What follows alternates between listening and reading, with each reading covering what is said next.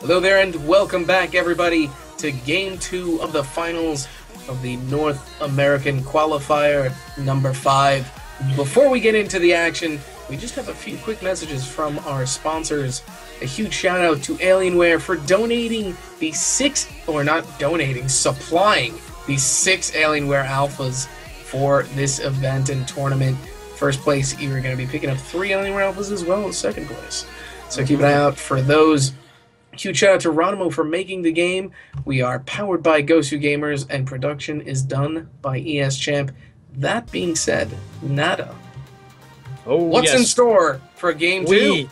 Well, Game 1 was taken by Boom on Sorona, so now we have moved to the purple depths of the Agion Temple, and here we'll be looking at Gelati and Boom once again fighting, and I just think we should go to the picks and bans. So, this time, once again, Gelati really rolling these first picks here. They will have the first pick and, of course, the first ban. Once again, banning Scoop. Not too keen on that Paolo Scoop. I really think that's the gist of it there. In response, Boom will ban out Ted. Seems like he did make an impression, and they want to get rid of that. So, Ted is out of the play. Alright, so first pick from Gelati is going to be Swiggins. So, now opting for a bit more of an aggressive comp. I hope, at least. It looks good so far. So first pick was Swiggins. The counter pick from Boom will be Nibs and Coco. So already there we're looking at so much damage. I think we already have established that Boom, they do like their damage and they like it raw. And that's exactly what they're going to get with these 2 picks here. Gelati responds to this by getting a Penny and a Froggy. So not only denying Blah his Froggy, also the Penny is being taken, and now we're looking at a super bursty, high power, super high octane with additives and all that stuff. We are ready to explode here, and the final pick from Boom will be a Scoldier. So throw, slow, burn. That is what the recipe for disaster is on the side of Boom. Other than that, we're on Agion. Get that invis, get that kill. You ready for the cooldown?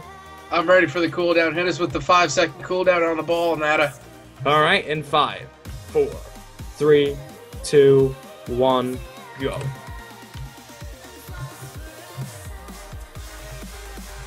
Second game. We are ready for this. Everyone picking up base abilities. Oh. I think at this level of play, base abilities is a safe bet. That huge fight for the Invis, as Kulche does manage to pick it up, but not without taking a huge chunk of damage, picking up that early HP orb in the top. No, the HP is a good choice for Frog because you can dash through it and not trigger it. So you can really get there quickly and you can get it and you'll be ready to go. But nothing seems to be happening with this Invis orb anyway. It's all about who gets it, and denying it as well. The denial of that invisibility is extremely important. As we said before, invisibility spawns every minute upon the pickup. So keep an eye on that. Look for the teams to really get in there and focus their fights around that midsection. Hui taking a huge burst coming out right now, and Kulche dealing a lot of damage. Edster getting thrown, and a huge chunk of damage coming off of Edster. Edster's going to be forced to get back and pick up some HP.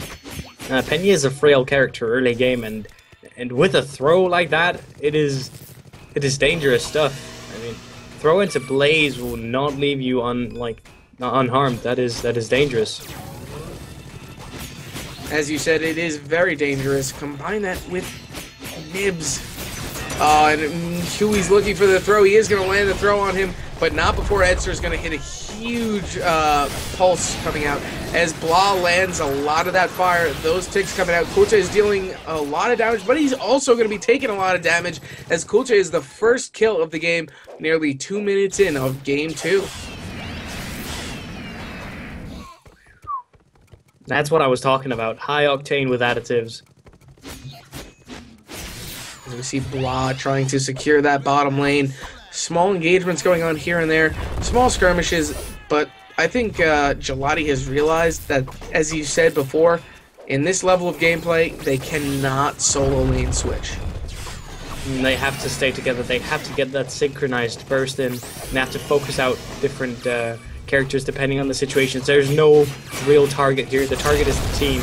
And actually, look at this huge team engagement as Kulche is going to be able to pick up Ba, but Paolo picking up a double kill on exchange as Kulche and Edster both go down. And we see the Swiggins hanging back now. Flush Gogo is going to be forced to pick up some HP and get back, leaving both lanes to be cleared by Team Boom.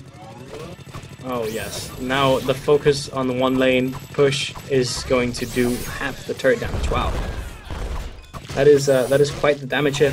And you can see the tactical piggy banks coming out, knowing that they cannot suffer a solo difference as huge as last game. They need to make sure they stay on point from that. And as you said, very tactical piggy banks. And I think that they made the right decision to pick those up. Because, as you said, they can't afford to be that far behind in the solar, as we saw the snowball last game. Much tactical, such wow, many piggy bank.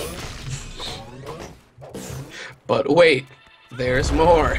We see Hui going down into this bottom lane. Hui's taking a lot of damage, but lands the throw. Here comes the pulse. Edster's going to be able to pick up a double kill on that exchange, but Paolo, making the best out of a bad situation, is looking for the kill on Edster. He may be able to pick it up, but we see Kulche in that top lane right now, duking it out up top with the frog, and Kulche just narrowly allowing Paolo to escape. Almost a team wipe early on for Gelati. Well, I think he could have waited a bit with going in. He could have just tried to zone in a bit, waited for that dash, and he would have been home free. But you know, it gets stressful. It is absolutely understandable what he was doing. It was so close, but so far away. And I really do have to commend both of these teams. They're playing very aggressive. 7 kills. We're not even 5 minutes into game 2. That's almost like we're looking at something that looks close to 2 kills every minute. Nearly just about that. But as we see right now, we're going to see Boom reset themselves in these lanes. Health is going to be had to pick up by Paolo there as he will retreat back into that midsection, gets himself to full HP as we see Hui try and farm those mid creeps. Edster looking to set something up right now with the entirety of Gelati as we see them lane switching right now. But if we look at the minimap, we see that Nibs on bottom. That Nibs is waiting, is lurking for something. And we're going to see Hui take a lot of damage, Paolo take a lot of damage, Flush Gogo take a lot of damage, and Boom is going to lose Hui in that exchange, but we see Paolo looking to make something out of nothing, and does manage to make it as Flush Gogo goes down to Paolo, and they're going to continue to duke it out as Edster goes down. Kulche picks up Blah in the process. Great teamwork coming out from both teams. A 2-for-2 exchange in a seemingly 30-second fight that seemed to last forever. Oh, that is one of those tight situations where Frog was not quite sure if he wanted to go in for the double dash or not. I'm not sure what the cooldowns were, but I think it was a hesitation that made Boom get that extra kill and actually turn it into a 2-for-2 rather than a wipe. But we continuously discuss how teams need to make the best out of bad situations, and both teams seem to do that. Well, they definitely did. As we see a huge pulse coming out as Hui's going to be taking a lot of damage, and we're going to see Kulche trying to go in there, but the ball coming out from Paolo is going to launch him into the turret. Edster on the exchange will pick up Hui, and now he's going to be on the run looking for some HP, and we see Hammer Pants coming out on the Frog. Oh, this is so... If you're looking at how the teams are playing out, you can really feel how Gelati is not... They are not going down without a fight. They want to win this. They want to take this to game 3, and... I think they have a great chance of doing that. If they can keep up this level of play, if they can keep up this this momentum they've got going, they've got a great chance of beating Boom. As you said, if they can keep up this momentum and continue to place themselves in good team fights, they can easily pick up game 2.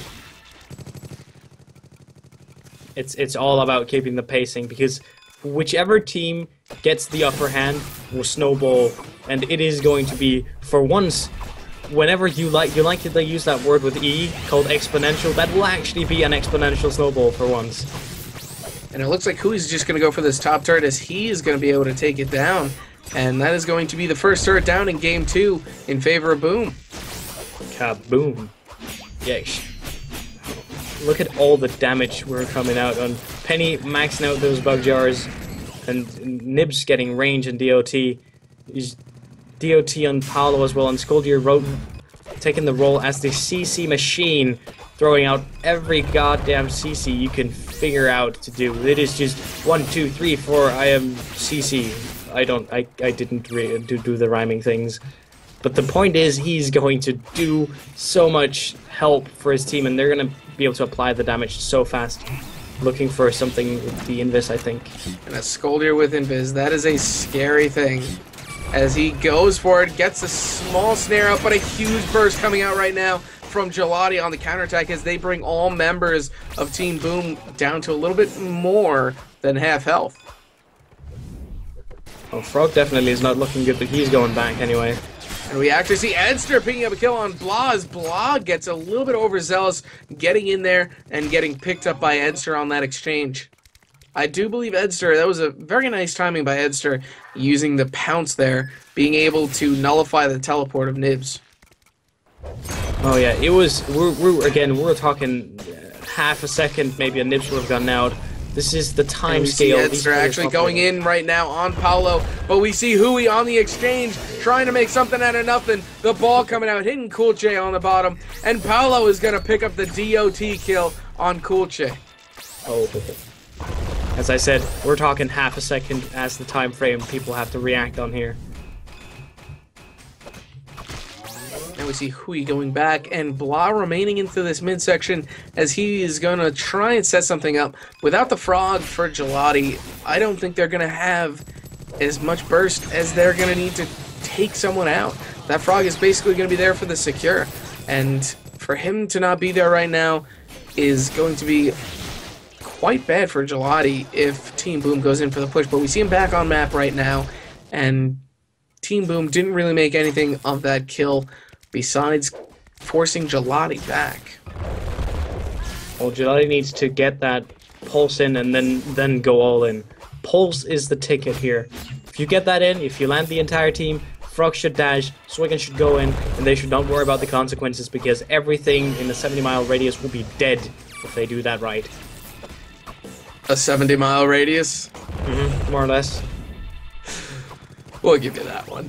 We see Blah with Invis right now trying to set something up as Edster is going to be at half health. Blah looking for the secure kill on Edster is not going to be able to pick it up as we see Paolo taking a lot of damage, but Blah being that menace that he is, saving Paolo, and it looks like Coolcha is taking a lot of damage right now as well, and he will be going down to the fists from Hui, and Paolo is able to escape. He's magic, I cannot explain otherwise. He's magic. Why? He shouldn't have been allowed to live. Well, that was great team defending on the part of Team Boom, knowing exactly where to position himself, keeping those two half HP teammates in between him and everything, trying to kill him, and that actually led to his survival. I think some quick communication and some switching up of positioning could have actually killed him, but that was, you know, once again, these stressful situations where you're like, you need this kill, and the pressure gets to you, and that is just problematic. We're going to see Hui with Invis again, trying to set something up, not landing anything with that Invis snare, but he's just been a menace this whole game, picking up that Invis, getting those throws off, and really starting to perform setups for his team. We see the engagement going on right now as Edster is going to go down to Paolo, and we now see Coolcha taking a lot of DOT damage. There's going to be a double kill, and it looks like Paolo just went legendary. It certainly looks like that, and right now they have a great opportunity for both a bottom push, or they could opt for the top push. I think they're going for the bottom just to get that extra solo. And they are going to opt for the bottom. They will be taking down that bottom turret as Blah is going to be in the top lane. Flush Go-Go is just, oh, look at that damage dealt in the one single engagement from Nibs and Blah. Blah is going to be able to deal such a high amount of damage to anybody caught in there. Hui looking to set something up right now, but notices that his teammates aren't in position for anything, and he will burn that invisibility as Edster is now looking to set something up with Coolche. Yeah, they need to set up. That is the role of the Penny right now, is to set up kills. With that silence and the range on the pulse, they can really do some magic, but only if the pulse connects with everyone. That is a rather difficult task, but they need it to be true. They need it to happen. And Hui looking to land that throw on Edster, and this is going to be a lot of damage coming out. Edster may be going down, but the nice body blocks from Flush Gogo. But the DOT is going to pick up Edster as Hui picks up a kill on that exchange, and the snares coming out, and we're going to see Hui going in. He will not be able to pick up the squid. The squid just escapes with very little health. He will have to heal up very quickly, and now we're going to see Hui. I think he should be going back. He's got 570 solar. Well, is there a reason for him to go back? They can get the push to right now. There's no incentive for him to go back right now. Sure, had it been any other time, he would have been. But right now, they got a turret to worry about. And as you said before, that turret is going to go down very quickly. It's very smart that Hui stayed in lane. He's going to pick up extra solar. So now he has 630 solar to go back with, as opposed to 570. And he's still going to remain in lane. He has that invis. He is going to waste it and burn it, though. Yeah, well, and now he's going back. Possibly to get more damage on throw, or maybe even... well, I'll be damned. I'm not sure. Maybe heal punch? He's still got 210. Breaks it is. Iridium breaks.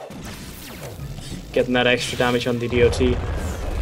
As we see Kulche getting hit with that. Edster taking a huge chunk of damage from Blah as he stands in there and just gets roasted. We're now going to see Paolo assault the Swiggins right now, as there's nothing he's going to be able to do except run away. But Hui's there. Flush Gogo is on the run. They're going to allow him to run away, though.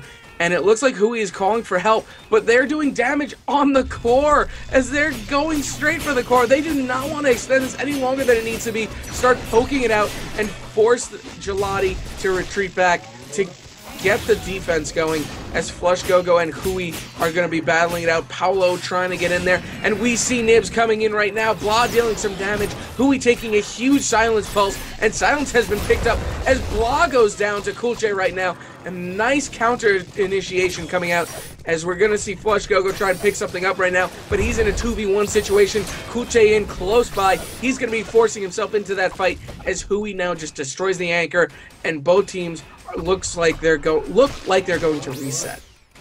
Oh, we're looking at the hairline right now. This is when whoever gets the double, I think, will really determine this match, because well, mostly if Boom gets it, it's done. They're done for Gelati. Gelati needs to get multiple double kills to actually turn this match. And Hui's starting this engagement again, hitting that throw on the penny, picking up some HP in the process, and they're going to have to reset very quickly. Invis is up, and it looks like Paolo's going to burn it by using Blaze through it. As you said earlier on, the Frog can dash through Invis and still pick it up, but if Blaze is activated, and actually we're going to see this huge engagement come out again, that's going to be a double kill, and we're going to see a throw come out, and that is going to be another team wipe. We're going to see Paolo and Blah proceed to do some damage to this core. I don't know if it'll be enough, though, for them to actually do it before the remaining members of Team Gelati get down.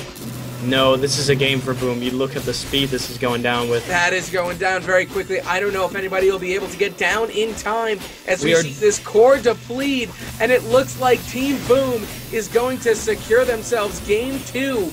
And look at the core, it's gone. It's gone. There you go. It's gone. And that is Game 2 as Boom takes another qualifier. What could have gone differently for Gelati in that? They seemed very strong in the beginning. They seemed to be very strong contenders, but what happened in Boom's favor that just really secured themselves that headway and put themselves ahead? It was the little things, I think, doubt and sort of not being able to position yourself according to your own team, but only positioning according to the enemy team. I think that was the main flaw of the thing, because the comp was going well, the build order is right, they got a lot of things going for them here, the Gelati fellas, but they really needed to not doubt what they were doing. Frog had an opportunity back in the early stages to get the double kill had he just dashed in. But it was a scary dash. There was a Nibs. I wasn't sure if they should teleport away or whatever. It was dangerous, but you need to trust what you're doing.